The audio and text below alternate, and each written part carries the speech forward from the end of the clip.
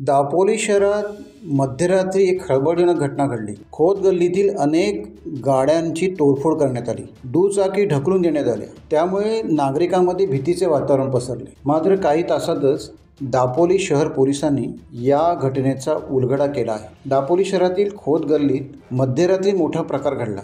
एका माथेफिरूंने रस्त्यावर उभ्या असलेल्या 3 चारचाकी वाहनांची तोडफोड केली, तसेच 4 दुचाकी स्टँडवरून ढकलल्या। घटनेची माहिती मिळताच दापोली पोलिसांनी तत्काळ घटनास्थळी धाव घेतली। पोलिसांनी या प्रकरणी एका माथेफिरू नेपाळ युवकास ताब्यात घेतले आहे। तो दापोलीतील एका हॉटेलमध्ये काम करत असून त्याची अधिक चौकशी केली जात आहे। या प्रकारामुळे वाहन मालकांमध्ये आणि स्थानिक नागरिकांमध्ये भीतीचे वातावरण निर्माण झाले आहे। घटनेचा पुढील तपास दापोली पोलीस करीत आहेत।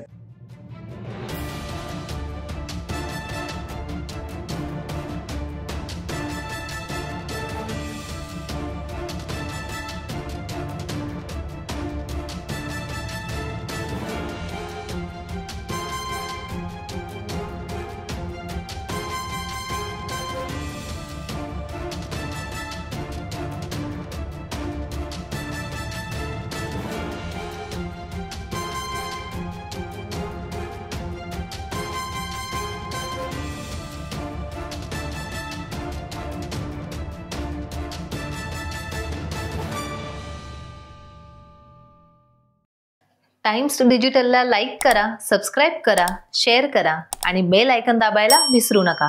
पाहत रहा टाइम्स डिजिटल।